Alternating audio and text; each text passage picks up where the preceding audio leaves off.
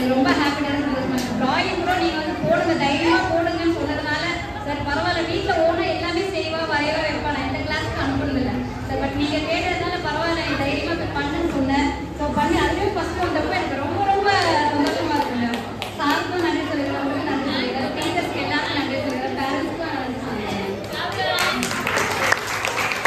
Leave விட்டா ABCD எல்லாம் மறந்துடுவான். யூகேஜிலேருந்து first standard எல்லாம் போடுவான். ஆனால் இப்போ ஞாபகம் வச்சிருக்கான்.